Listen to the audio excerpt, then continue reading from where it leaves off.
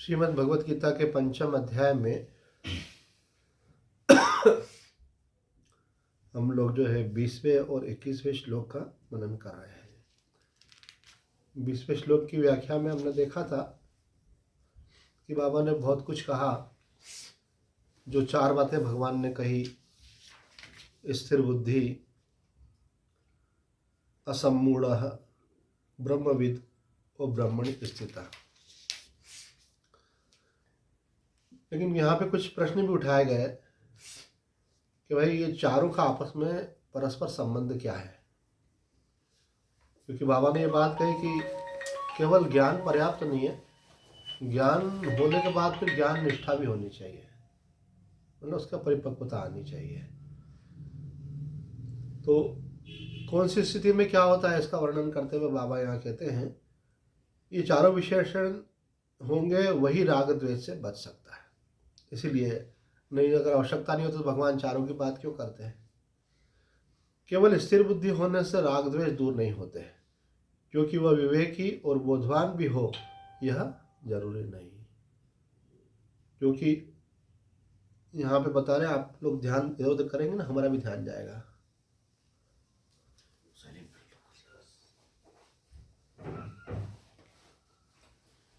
कह रहे हैं केवल स्थिर बुद्धि होने से राग द्वेष दूर नहीं होते, क्योंकि विवेकी और बोधवान भी हो यह जरूरी नहीं। कौन? जो जिसकी बुद्धि स्थिर हो गई है, ये जरूरी नहीं है कि वो विवेकी भी हो। बुद्धि की स्थिरता भी एक मानसिक योग्यता के रूप में भी हो सकती है कि आप किसी परिस्थिति में विचलित नहीं होते हैं। जैसे हम देखते हैं बड़े राजनेता होते हैं, मानो प्रधानमंत्री हैं, उनको देश के कार्य के लिए बड़े बड़े निर्णय लेने होते हैं। मालूम पड़ता है किसी शहर में दंगे हो रहे हैं, बहुत सारे लोग मारे जा रहे हैं, गोलियां चल गई हैं, तो अभी एक तरफ तो ये घटना सुन रहे होते हैं, दूसरी तरफ मालूम पड़ता है बॉर्डर पर जो है पड़ोसी देश ने अपना सेना को भेज दिया है और वो घुसपैठ की कोशिश कर रहे हैं। तो एक साथ एक से अधिक चीज़ें होती है, अगर वो एक चीज़ में ज़्यादा इन्वॉल्व हो जाए तो दूसरी चीज़ को संभाल नहीं पाएंगे। ये एक प्रकार की मानसिक योग्यता होती है कि ठीक है जो भी हो रहा है, जबकि देश से प्रेम भी है।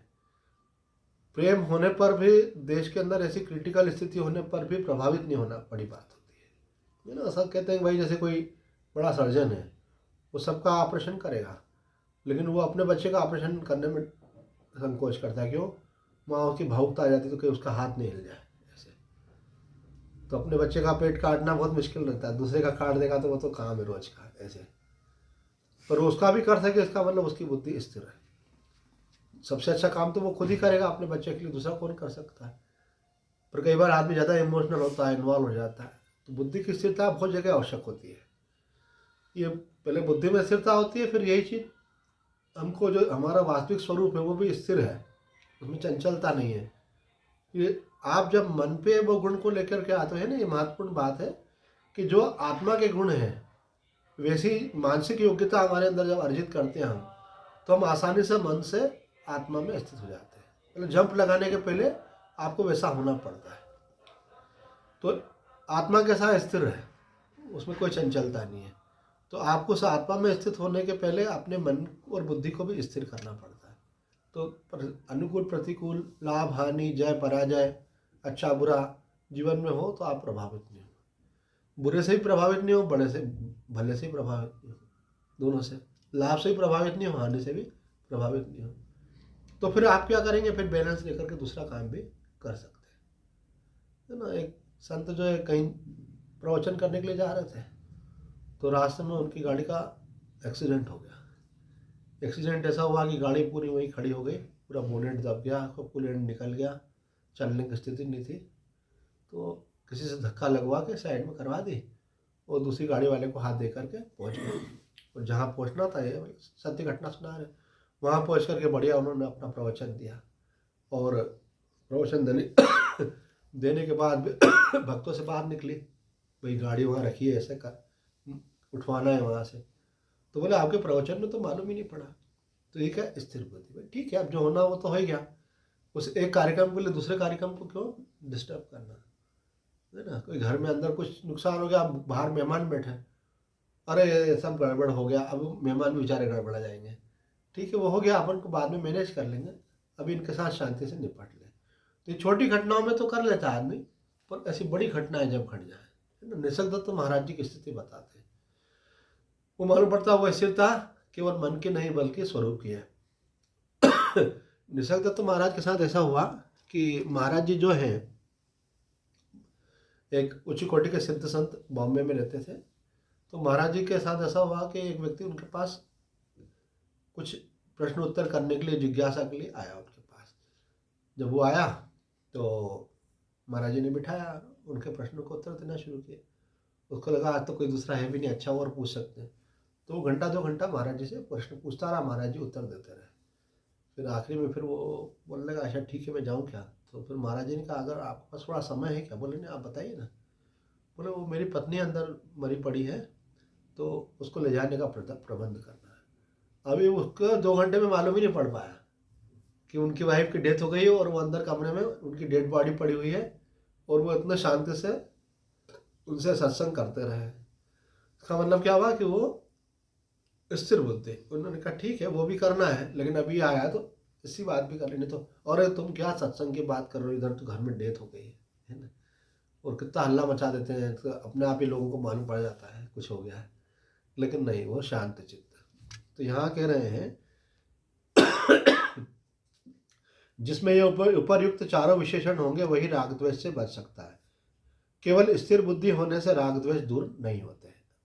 बोले आप भले जो है बुद्धि की स्थिरता आपके अंदर है, लेकिन कहीं ना कहीं आपका राग है, उसके अनुसार फिर आप आगे एक्शन लोगे। इमीडिएट आप इफेक्टेड नहीं हो, लेकिन आपकी प्लानिंग कैसे रहेगी, जहाँ आपका राग है उधर महत्व दोगे, जहाँ द्वेष है उसको महत्व दोगे कि इसका नुकसान करना है, इसका फायदा करना है। तो कहते हैं राग द्वेष केवल बुद्धि की स्थिरता से दूर नहीं होते, क्योंकि वह विवेकी और बोधवान भी हो ये जरूरी नहीं। कह रहे ठीक है स्थिर बुद्धि तो है, लेकिन क्या वो विवेकी भी है, क्या उसको आत्मा का ज्ञान भी हो गया है, क्या अनुभव हो गया है क्या, ये जरूरी नहीं। तो बिना विवेक और बिना आत्मस्वरूप का बोध हुए भी कोई व्यक्ति स्थिर बुद्धि हो सकता है। इसी प्रकार असम्मूढ़ विवेकी तो हो सकता है, किंतु ब्रह्मविद हो यह नहीं कहा जा सकता। असम्मूढ़ का मतलब होता है जिसको मोह नहीं है, कोई आसक्ति नहीं है। तो बोले कि हो सकता है कि कोई व्यक्ति जो है उसको कहीं आसक्ति नहीं। क्यों नहीं आसक्ति, क्यों नहीं? बोले विवेक है उसके अंदर। वो जानता है कि संसार झूठा है, वो परमात्मा सत्य है, शरीर झूठा है और आत्मा सत्य है। तो उसको सत्य तत्व का बोध तो है, लेकिन उसको अपने ब्रह्म स्वरूप की अनुभूति हो ये जरूरी नहीं है। ये तो समझ गया है विभाग करके कि ये जड़ है और ये चेतन है, और ये जड़ है और जो नश्वर है और जो दुख रूप है उससे उसने चेतन को अलग कर लिया, लेकिन उसमें उसकी स्थिति हो गई ये जरूरी नहीं है। तो कह रहे हैं कि वो जरूरी नहीं है कि विवेकी होने के बाद में ब्रह्मविद हो, है ना। विवेकी और ब्रह्मविद में क्या फर्क है? विवेकी जो है 2 चीज़ों को अलग अलग कर देता है। बोले भाई भगवान ने अर्जुन को बताया, बोले तुम इनके लिए व्याकुल हो रहे हो, पितामह भीष्म के लिए, द्रोणाचार्य जी के लिए। तो बोले ये तुमको अभी मैं तुमको दिखाता हूँ। तो अब जो टीवी सीरियल दिखाया था ना, उसमें दिखाया कि भगवान दिखाते हैं कि उनके अंदर एक आत्मा चमक रही है, ऐसे सिंबॉलिक रूप में दिखाते हैं वो। तो बोले ये तो शरीर है जिनके लिए तुम व्याकुल हो रहे हैं, उनका वास्तविक स्वरूप तो इनका आत्मा है। शरीर तो पहले भी नहीं थे, बाद में भी नहीं रहेंगे। वो वास्तविक पितामह नहीं, वास्तविक तो कौन है? वो आत्मा वास्तविक है। तो किसी को ये ज्ञान हो गया कि वास्तव में जो है हमारे पिताजी की मृत्यु नहीं होती, दादाजी की मृत्यु नहीं होती, मृत्यु किसकी होती है? शरीर की होती है, आत्मा तो अमर है। तो 2 चीज़ को अलग अलग करके जानने का मतलब हो गया विवेक। अलग जानना अलग बात है, लेकिन उसमें स्थित होना अलग बात है, उसका अनुभव होना अलग बात है। तो यहाँ कह रहे हैं कि हो सकता है कोई विवेकी हो और उसका मोह दूर हो गया हो, लेकिन ये आवश्यक नहीं कि वो ब्रह्मविद हो। इसलिए कहते हैं विवेकी होने के साथ साथ ब्रह्मविद होना भी जरूरी है, तब राग में द्वेष दूर होंगे। अब यहाँ कह रहे हैं ब्रह्मविद, केवल ब्रह्मविद होने से भी राग द्वेष दूर नहीं होते, उसे ब्रह्मनिष्ठ भी होना चाहिए, है ना। ब्रह्मविद का होता है कि आपको ये ज्ञान तो हो गया मैं ब्रह्म हूँ, लेकिन आपकी उसमें दृढ़ स्थिति होने के लिए, प्रगाढ़ स्थिति होने के लिए, है ना, वृत्ति जो है गाढ़ वृत्ति होने के लिए आपको उसका अभ्यास करना पड़ता है। जैसे कोई चीज़ जानकारी में, जैसे मैंने कल किसी को बताया ऐसा कि मैंने कहा कि आपने जब पैसा कमाना शुरू किया था उस समय आपको अपने जीवन की आवश्यकताओं की पूर्ति जितना पैसा भी नहीं था। बोला हाँ ये बात तो सही है, और आप बहुत कटौती करके बहुत मुश्किल से अपना चलाते थे, है ना। बोले हाँ, लेकिन आज आपके पास स्थिति ऐसी है कि आप जीवन भर जो पैसा है अपना अगर मूल भी खाना चाहें तो नहीं खा सकते, और आपको किसी को देने का भी नहीं, क्योंकि आपके बच्चों के पास आपसे भी बहुत अधिक है। तो इतना पैसा है आपको कि अगर केवल ब्याज ब्याज भी खाओ आप तो ब्याज भी पूरा नहीं खा सकते, है ना। अब एक व्यक्ति का खर्चा मानो 20-30 हज़ार हो और उसके पास 5 करोड़ रुपए हो, तो 5 करोड़ का तो ब्याज भी 5 लाख रुपए हो जाता है। तो मैंने बोला 5 लाख तो दूर आओ, 1 लाख भी नहीं खा सकते ऐसे। तो बोला हाँ बात तो सही है, हम 1 लाख रुपया खर्चा नहीं कर सकते क्योंकि हमारा इतना खर्चा है ही नहीं। मैंने कहा सही बात है, फालतू खर्च भी नहीं करना चाहिए। पर अभी भी मन अपन ने लगा रखा है किसी न किसी काम के अंदर। तो अब काम की क्या ज़रूरत है भाई, अगर काम करना है तो सेवा करो। कोई व्यक्ति हम बोले भाई काम मत करो तो बोलेगा फिर टाइम कैसे पास होगा हमारा, मन कैसे लगा रहेगा। तो बोला सेवा करो भाई। अभी तो आदमी का काम में तो मन लग जाता है पर सेवा में नहीं लगता है। क्यों? काम करने के उसको पैसे मिलते, तो पैसा आता है तो अच्छा लगता है क्योंकि पुराना संस्कार बन जाता है ना। जैसे मानो आपके यहाँ कोई आया, उसने आपके काम करवाया, उसके बाद वो आपको पैसा दे गया। जब वो पैसे दे के जाता है तो आपको अच्छा लगता है कि भाई काम तो किया लेकिन रुपया आया। रुपये की ज़रूरत है आपको अब ज़रूरत ही नहीं है आपको, इतना रुपया हो गया आपके पास, और आपको कहा जाए काम तो करते रहो लेकिन पैसा मत लो। तो बोले फिर तो बहुत भीड़ इकट्ठी हो जाएगी। हो जाते भीड़ इकट्ठी अपॉइंटमेंट लंबे लंबे भी तो होते हैं भाई। एक दिन में हम 10 लोगों को करेंगे, अपना अपॉइंटमेंट लगा कर रखो, फिर यहाँ पर अपना वेटिंग लिस्ट में नाम लिखा करेंगे, तो फिर जब आपका नंबर आएगा फिर आपका काम कर देंगे। प्रायोरिटी वाइज चलेंगे, जिसने पहले बुकिंग करा उनको पहले, बस सेवा करते जाओ सबकी। पर स्वामी जी ये फोकट वाला काम कौन करेगा इसको फोकट नहीं बोलते, इसको बोलते सेवा। काम करके जो आपको वस्तु मिलती है वो तो बहुत छोटी होती है, लेकिन सेवा करके जो मिलती है वो चीज़ बहुत बड़ी होती है। उससे आपको दुआएं मिलेगी, उससे आशीर्वाद मिलेगा, आपको एक अलग प्रकार की शक्ति मिलेगी, उससे आपको भगवान की प्रसन्नता मिलेगी, आपका मन की स्थिति बदल जाएगी, है ना। एक गुरुजी ने एक शिष्य को बोला कि बेटा निष्काम कर्म करना चाहिए। तो उन्होंने कहा कि गुरुजी समझ में नहीं आता निष्काम कर्म कैसे कर लेते हैं लोग ना, कोई कामना नहीं है फिर भी काम कर रहे हैं ऐसे। तो बोला बेटा कोशिश करने से सब होता है। अभी तुमकी आदत पड़ी है, कोई काम ना होता है तो कर्म करते हो, बिना काम ना करके देखो पहले। तो वो क्या है, वो टोल टैक्स वाले होते हैं ना वहाँ पे, तो जो भी गाड़ियाँ पास होती थी तो रोक करके फिर उनके कागज़ चेक करके और उसके बाद फिर वो टोल लेकर के उनको वापस कर देते, आगे बढ़ा देते थे। तो अब कई गाड़ियों में ऐसा सामान लदा होता है जो ले आना मना होते हैं, तो वो आए गाड़ी तो वो उनसे रिश्वत ले ले और उनको बोला ठीक है जाओ ऐसे। पर आज उन्होंने बोला आज केवल एक दिन के लिए, है ना। एक दिन के लिए भी तो आदमी संत बन सकता है, और एक दिन का संत हूँ मैं। आज जितनी भी गाड़ी आएंगी ना तो जो गलत गाड़ियों को उनको रोक दूंगा। वो बोलेगा अरे भैया भैया, बोले कोई भैया ना भाभी, है ना, आप तो खड़े हो जाओ क्योंकि कानून के हिसाब से गलत है। और जो सही होगा उनको पास कर दूंगा, लूँगा किसी से भी नहीं। उन्होंने ऐसा करा और ऐसा करके 3 घंटे निकल गए उसके। अचानक फ्लाइंग स्क्वाड वाले आए ऐसे, और उन्होंने कहा हमारी पूरी नज़र आपके ऊपर थी और कुछ गाड़ियाँ हमारी थी इसमें जो पास कराई जा रही थी, उसमें हमारे आदमी बैठे हुए थे, पर आपने किसी से रिश्वत नहीं ली, इसलिए आपको हम ऐसा मान के चलते हैं कि आप ईमानदारी से अपना काम करते हैं। तो उन्होंने कहा कि अगर मैंने गुरुजी की बात का एक दिन में पालन किया तो इतना बड़ा काम हो गया, मैं नौकरी से सस्पेंड होने से बच गया। तो ज़िंदगी भर में अगर अच्छा काम करूँ तो कैसा होगा। तो अच्छाई एक दिन में भी इतना बड़ा फल दे सकती है, तो हमेशा करेंगे तो कितना बड़ा फल देगी, ये बात है। तो साधक जो होता है वो कोशिश करता है, कोशिश से कामयाब होते हैं। कई लोग क्या होता है कोशिश नहीं करते, वो बोलते हैं अरे हमारे बस का नहीं है। तो ऐसा कहते हैं जो काम एक व्यक्ति कर सकता है वो दूसरा भी कर सकता है, क्योंकि सबके अंदर परमात्मा वही बैठा हुआ है। पर आदमी मन में ठान ले ऐसा कि मुझे करना है, तो क्यों नहीं कर सकता है ना। दूसरे ने कहा कि ये वाला तो मुझे नहीं जमेगा, तो मैंने कहा ऐसा भी कर सकते हो कि 8 तारीख तक जितना कमाया ठीक है, अब जो भी कमाई होगी ना उसको अपन सेवा में लगा देंगे सारी, कहीं अन्य क्षेत्र में, कहीं अनाथालय में, जहाँ भी आपको लगता हो कि वास्तविक नीति है, लो तो सही लेकिन सारा वहाँ दे दो, क्योंकि आपको ज़रूरत नहीं है। आप बोले ज़रूरत का तो सवाल ही नहीं है, अभी तो 2 जन्म और ज़रूरत नहीं है, इतना हो गया है ना। मैंने खुद ही बोल रहे आप। और आप अगर मानो आदमी को सिक्योरिटी लगती है अपन खर्च करते हैं बाद में खर्च आए, मैंने कहा आपका तो मूल सुरक्षित रहेगा, ब्याज भी खर्च नहीं कर पाओगे। बोले ठीक। तो अब आप जो भी आपको दान करें, बोले ऐसा होता है क्या कोई, है ना, दान भी कोई 1000 10,000 वाली बात समझ में आती है। लाखों रुपए हर महीने दान करता है क्या कोई ऐसे? तो मतलब कोई नहीं करता तो आप करना शुरू करो। मैंने कहा करने वाले तो करते ही हैं, इतने बड़े चैरिटी काम ऐसे थोड़ी चल रहे हैं, बड़े बड़े चैरिटी के काम चल रहे हैं, करने वाले करते हैं।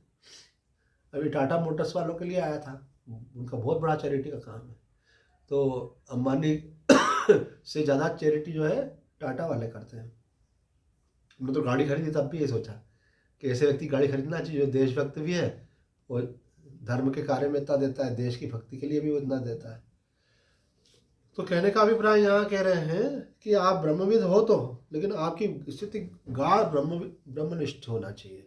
तो ब्रह्म का ही चिंतन, ब्रह्म की ही चर्चा, ऐसे तो प्रगाढ़ स्थिति होती है। तो ये चारों का आपस में संबंध है। तो बाबा कहते हैं कि राग द्वेष की निवृत्ति के लिए बोध के पश्चात बोधनिष्ठ होना भी आवश्यक है। ब्रह्मनिष्ठ होना, बोधनिष्ठ होना, निष्ठा मतलब दृढ़ता, परिपक्वता, उसकी गाढ़ता ऐसी। बोले जानकारी तो है, मैं ब्रह्म हूँ, समझता भी हूँ, ठीक है, लेकिन हर समय वैसा भाव नहीं बना रहता है। तो बोले उसमें प्रगाढ़ता आ गई तो वो भाव बना रहेगा आपका। तब यहाँ आगे और कहते हैं बाबा कि ये 3 लक्षण जो है पहले वाले, कौन कौन से 3 लक्षण? स्थिर बुद्धि, असम्मूढ़ और ब्रह्मविद। ये 3 लक्षण तो जो है गृहस्थ में भी हो सकते हैं, परंतु ब्रह्मणी स्थित होना बड़ा कठिन है। क्यों? कि ब्रह्मणी में दृढ़ स्थित होने के लिए आपको सब तरफ से ध्यान हटा के ब्रह्म में ही ले रहना है, और संसार में व्यवहार में रहेंगे तो वो आपकी वृत्ति बार बार हटाएंगे वहाँ से। अभी आप 1 घंटा सत्संग हमारा सुनते हैं, तो जो लोग ऑफलाइन सुनते हैं, है ना, मानो ज्वाइन तो किया हुआ समझ लो उन्होंने, लेकिन मानो वीडियो चालू नहीं करते, तो हमको मालूम है उनका क्या चलता है घर में। इतने में तो सब कभी सब्जी काटेंगे, कभी किसी का बात करेंगे, तो कभी दूसरे की तरफ देखेंगे, तो वो एकाग्रता से 1 घंटा नहीं दे सकते। तो आपको कहें कि पूरा जीवन एकाग्रता से आपको ब्रह्म में ही स्थित रहना है। कोई भी काम करो लेकिन ब्रह्म में स्थित रह के ही करना है आपको ये भाव रखना है कि मैं ब्रह्म स्वरूप हूँ। तो बहुत कठिन होता है वृत्ति, है ना। संसार में भी क्या अप्स डाउन्स भी होते हैं ना, तो उस अप्स डाउन्स में व्यक्ति का मन चला जाता है। फिर कुछ संबंध खास होते हैं, ये तो हमारा अति विशेष है। तो अति विशेष में तो फिर आपकी वृत्ति वहाँ से हट ही जाएगी, क्योंकि आप जब संसार में कहीं आपका राग है तो उसका मतलब आप पहले वाले सोपान ही पार नहीं कर पाए अभी, तो फिर आप इतनी गाढ़ स्थिति में कैसे पहुंच सकते हैं। तो कहते हैं इसलिए व्यवहार का त्याग भी बाद में करने की अपेक्षा की जाती है। किसके लिए? आपको अगर ब्रह्म में स्थित होना है तो। आगे प्रश्न उठाया है ज्ञान और अज्ञान में क्या अंतर है, और वास्तव में ज्ञान निष्ठा क्या है। ये बेसिक क्वेश्चन है। तो हम बोलते हैं इनको ज्ञान हो गया है, इनको ज्ञान नहीं हुआ है। ज्ञान होने से समस्त दुखों की निवृत्ति हो जाती है और परम आनंद की प्राप्ति हो जाती है। जो आनंद हमको छोटी छोटी चीज़ों से मिलता है, एक बार ज्ञान हो जाए तो हमको ऐसा आनंद आ जाता है कि उन छोटी छोटी चीज़ों की अपेक्षा नहीं रहती है। तो आखिर ये ज्ञान है क्या? ज्ञान और अज्ञान में क्या अंतर है? और आप बोलते हैं कि ज्ञान भी पर्याप्त नहीं, ज्ञान निष्ठा होना चाहिए। तो एग्जैक्टली ये ज्ञान निष्ठा भी क्या है, तो मतलब उसको और क्लियर करने के लिए प्रश्न पूछा। तो बाबा जी उत्तर देते हैं, यह बात याद रखो कि ज्ञान निर्विकल्प स्वरूप है। ज्ञान जो अपने आप में है, किसी व्यक्ति को ज्ञान होना अलग बात है, उसको हम ज्ञानी बोलते हैं, लेकिन ज्ञान अपने आप में कैसा है? तो कहते हैं निर्विकल्प, अर्थात उसमें कोई विकल्प नहीं है, कोई संकल्प नहीं है, वो सहज स्थिति है वहाँ पर। और ज्ञान निष्ठा निर्विकल्प अवस्था है ना। ज्ञान निष्ठा और ज्ञान में क्या फर्क है, क्या बता रहे हैं। ज्ञान निर्विकल्प स्वरूप है और ज्ञान निष्ठा निर्विकल्प अवस्था है। अपना स्वरूप क्या है? निर्विकल्प ही है, इसलिए उसको ज्ञान बोलते हैं। लेकिन निष्ठा क्या है? कि वैसी अवस्था बनी रहना। अवस्था बनना कठिन होती है। अपने को ज्ञान हो गया कि भाई मैं ज्ञान स्वरूप हूँ, आत्मस्वरूप हूँ, ये तो ज्ञान कहलाएगा, लेकिन वैसी भाव दशा भी तो बनी रहना चाहिए। कहते वो अवस्था बनी रहे, उसका नाम निष्ठा है। ज्ञान निष्ठा जो है निर्विकल्प अवस्था है। दोनों में अंतर यह है कि ज्ञान में तदाकार वृत्ति नहीं रहती और ज्ञान निष्ठा में रहती है। तो तदाकार का मतलब कि वैसी ही हमारी भावना, हमारे विचार, हमारे इमोशंस वैसे हो जाए, भगवत स्वरूपी हो जाए, तो उसको बोलते हैं ज्ञान निष्ठा। और ज्ञान क्या है? बोले हमको जानकारी है हम आत्मा, लेकिन वृत्ति उधर हमारे नहीं है। जैसे अभी उदाहरण के लिए आपका ध्यान मेरी तरफ है, तो आपकी वृत्ति जो है अपनी बड़ी दीदी की तरफ नहीं है, लेकिन अगर आप सोचोगे तो उनकी तरफ ध्यान जाएगा। अभी ध्यान किधर है? गुरु जी की तरफ है, तो आपकी वृत्ति वहाँ नहीं है, यहाँ है। तो बोले ज्ञान निष्ठा का मतलब कि आपकी वृत्ति भी ज्ञानमय हो रही है, अर्थात वृत्ति का मतलब होता है विचार, जो थॉट्स है ना, जो अपने अंदर चलते हैं। तो तदाकार वृत्ति जो है वो ज्ञान निष्ठा में होती है। ज्ञान निष्ठा ज्ञानी में होती है, ज्ञानी देह दृष्टि से कहा जाता है। तो ना ज्ञानी किसको कहा जाता है? जो शरीर में रहते हुए जिसने ज्ञान प्राप्त कर लिया। तो कहते हैं ज्ञान निष्ठा किस में होती है? ज्ञानी में। तो ज्ञानी का मतलब क्या? कि एक व्यक्ति जिसको ज्ञान हो गया, उसके पास फिर मन भी है, अर्थात अंतःकरण भी है। उसके अंतःकरण की वृत्ति कैसी है? बोले ज्ञानाकार वृत्ति है उसकी। ज्ञान निष्ठा ज्ञानी में होती है और ज्ञानी देह दृष्टि से कहा जाता है। देह दृष्टि से कहा जाता है कि जिसको ज्ञान हो गया है, उसका कोई शरीर होता है ना, तो बोलते हैं इनको ज्ञान हो गया और इनको नहीं हुआ। तो अपन ने एक शरीर की तरफ इशारा किया कि इनको हो गया, दूसरी तरफ इशारा किया कि इनको नहीं हुआ, तो वो देह की दृष्टि से हमने विभाजन किया और फिर बोला इनको ज्ञान हो गया। तो बोले कि ज्ञान निष्ठा किस में होती है? देह की दृष्टि से कही जाती है, अर्थात उनके अंतःकरण की वृत्ति भी तदाकार हो जाती है। आगे कहते हैं ज्ञान तो स्वरूप ही है और जो कुछ है वह स्वरूप ही है, इसका नाम ज्ञान निष्ठा है। बोले ज्ञान तो स्वरूप है, आपको ये ज्ञान हो गया कि एक आत्मा है, ब्रह्म है, ये हमारा वास्तविक स्वरूप है, सबका वास्तविक स्वरूप यही है। और कह रहे हैं कि ज्ञान निष्ठा का मतलब क्या है? जो कुछ है एक स्वरूप ही है, अर्थात उनके लिए जड़ चेतन का भेद भी मिट गया और उनको ये ज्ञान हो गया कि एक ब्रह्म के सिवा और कुछ भी नहीं है, केवल वही वही है। पहले वाले के लिए तो विभाग था, लेकिन इनके लिए विभाग नहीं है जड़ चेतन का, कि चैतन्य ही है और ये जड़ उसके अंदर प्रतीति मात्र है। जैसे एक के लिए क्या है? लहर भी है, बुदबुदे भी है ना, फैन भी है, और साथ में जो नीचे जल है समुद्र के अंदर वो भी है। तो ये दो विभाग हो गए। तो ये ज्ञानी बोलेगा ये देखो ये जल है और ये फैन बुदबुद है। लेकिन ज्ञान निष्ठ किसको कहा है? कि उसके लिए सब कुछ है नहीं, बोले जल ही है ये। इनको आप कुछ कुछ मत देखो, लहर कुछ और नहीं है, जल ही है, बुदबुदा और कुछ नहीं है, जल ही है, जो फैन आ रहा वो जल ही है। बोले जल के सिवा कुछ नहीं है। तो ज्ञान निष्ठ के लिए ज्ञान परमात्मा के सिवा और कुछ भी नहीं है। आगे कहते हैं ज्ञान निष्ठा का उपदेश जिज्ञासु के लिए है, जिससे जब तक प्रतीति है अभ्यास करता रहे। कह रहे उसको भी संसार प्रतीत हो रहा है। बोले ये संसार सत्य तो नहीं है, लेकिन दिखता है व्यवहार के समय, है ना। अगर प्रतीत नहीं होगा तो व्यवहार की सिद्धि कैसे होगी? तो बोले भाई ये फलाने जी आए, बोले हाँ दिख रहा है बैठे हैं ये। तो बोले आप तो ज्ञानी हो, आपको तो ब्रह्म ही दिखना चाहिए। बोले हम समझते हैं सब ब्रह्म है, लेकिन अभी कोई आया है तो वो भी दिख रहा है हमको, वो सब ब्रह्म स्वरूप ही है, पर व्यवहार की दृष्टि से ही है, एक व्यक्ति है। तो बोले ये स्थिति तो है, लेकिन एक स्थिति ऐसी भी कि जहाँ पे आपका व्यवहार का भी लोप हो जाए, केवल एक ब्रह्म ही दिखे आपको। तो यहाँ पे ये कह रहे हैं कि ज्ञान जो ज्ञानवान है उसी को उपदेश किया जाता है, जो जिज्ञासु है, कि आपको ज्ञान निष्ठा का उपार्जन करना चाहिए। आगे कहते हैं ज्ञान का किसी के साथ कोई संबंध नहीं है, और जब संबंध नहीं है तो निष्ठा किसकी किस में होगी? यानी बाबा जी अपनी बात को क्रॉस करते हुए बोलते हैं कि भाई निष्ठा का मतलब होता है कि उसमें स्थित हो जाना ज्ञान में। तो बोले कि वास्तव में ज्ञान की दृष्टि से तो एक ब्रह्म के अलावा कुछ है ही नहीं, तो कौन किस में स्थित होगा? बोले देखो ये आध्यात्म की सूक्ष्मता है कि उसको समझाने के लिए पहले एक एंगल से एक बात कही जाती है, फिर उसी को क्रॉस करके दूसरे एंगल से दूसरी बात कही जाती है। क्योंकि हम जो भी चीज़ें समझते हैं ना वो किसी मन की वृत्ति के द्वारा समझते हैं, तो हम धारणा बना लेते हैं, लेकिन जो वो तत्व है वो धारणा से परे है। तो आपको धारणा से परे ले आना है, और आप जो भी सुनोगे वो किसे सुनोगे? मन से। तो मन में कुछ आप एक इमेज बनाओगे, तो आपको इस प्रकार से बताया जाता है कि ऐसा है, ऐसा है भी नहीं भी है। तो बोले यहाँ तो बोलो है, यहाँ तो बोलो नहीं है। बोले ये इसकी विशेषता है कि है भी और नहीं भी है। तो इसी प्रकार से यहाँ पे समझा रही है, शैली है आध्यात्म को समझाने की। तो एक एंगल से एक बात कही जाएगी तो दूसरे एंगल से उसको क्रॉस कर दी जाएगी, तो आपको मालूम पड़ेगा कि ये जो सत्य है इन किसी एंगल में नहीं आता, बल्कि संपूर्ण सत्य उससे अलग है ना। ऐसे एक शायदवाद का भी सिद्धांत है इस प्रकार से कि गांव में एक हाथी पहुंचा, महावत लेके पहुंचा हाथी को।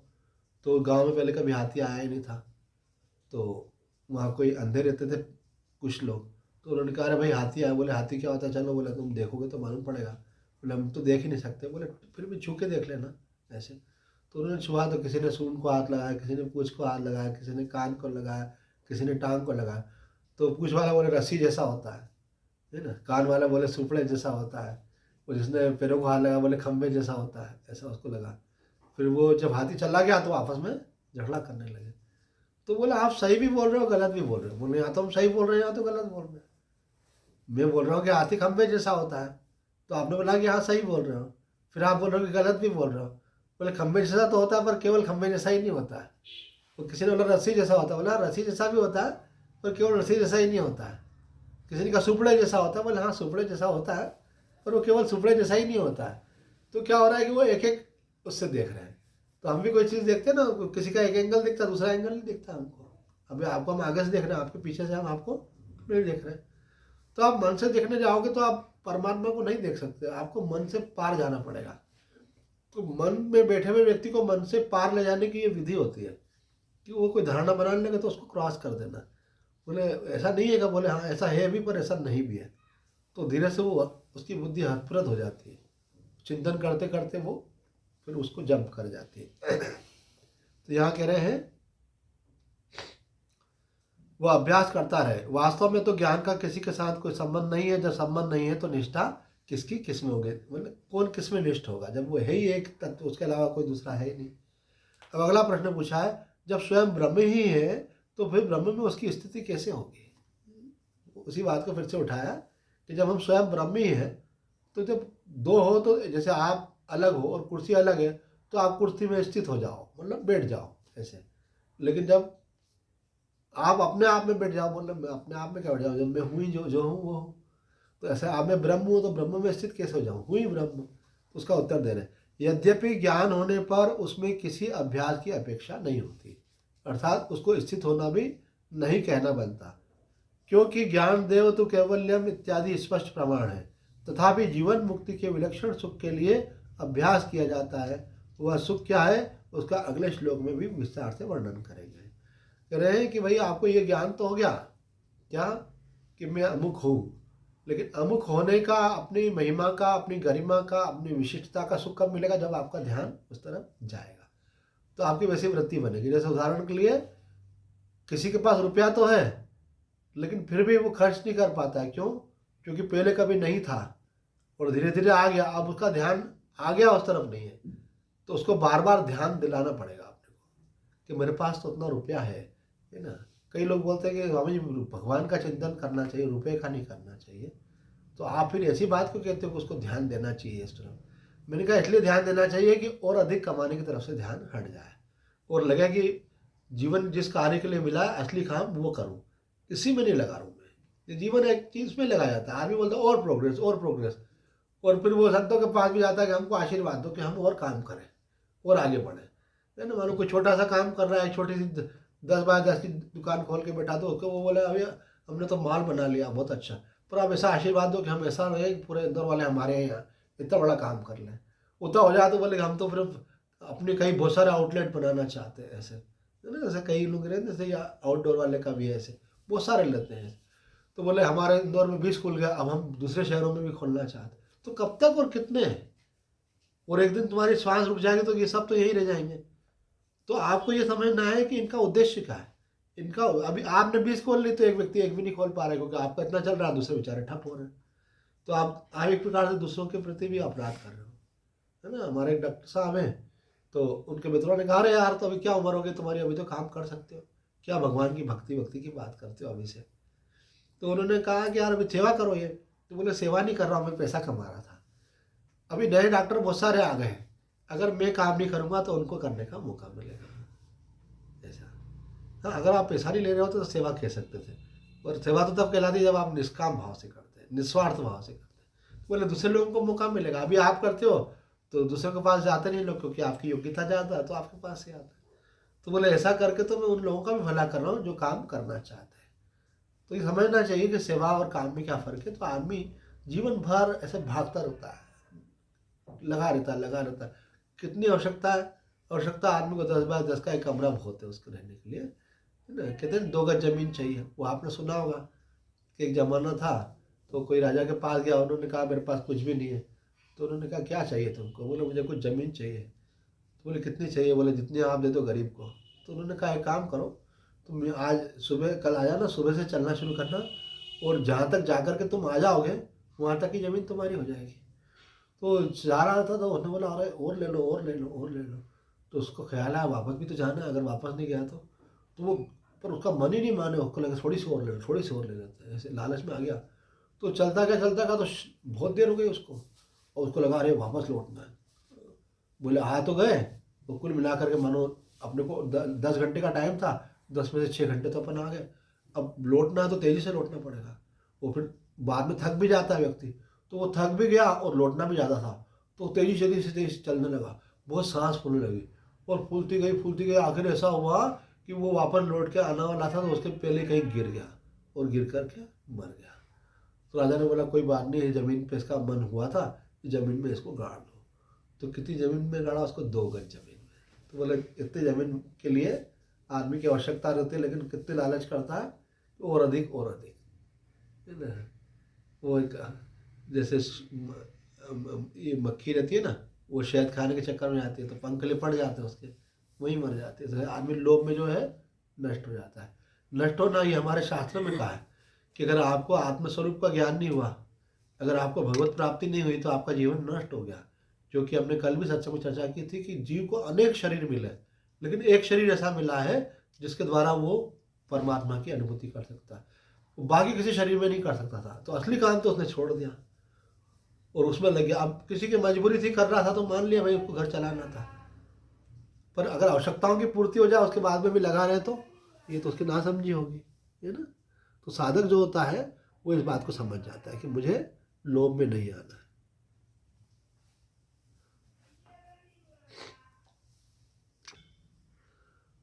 तो साधक होता है वो अपने लक्ष्य तक पहुंचने के लिए अपनी वृत्ति भी वैसी बना लेता है, निरंतर उसी का चिंतन, उसी का संग, उसी की चर्चा, तत्कथनम तत्चिंतनम तद्वदनम, यानी उसी का पाठ करता है। मेरे को जल्दी से जल्दी उस स्थिति में पहुंचना है, सब तरफ से मन हटा लेता है। तो अभी तो हम अपना मन लगाते हैं भगवान में, किसके लिए? आधे 1 घंटे के लिए, और फिर संसार में आते हैं। तो हमको संसार का व्यवहार का संकोच करना पड़ेगा, तब हमारी वृत्ति ऐसी होगी। तो पहले संसार का जरूरी काम कर लो, उसके बाद भगवान में मन लगा लो। धीरे धीरे संसार के व्यवहार को कम करते जाओ, इधर लगाते जाओ। जब आप पूरा मन इसमें लगा लोगे तो वो ज्ञान निष्ठा वाली स्थिति आपको प्राप्त होती है। तो आज इतना ही कहकर अपनी वाणी का विराम देते हैं।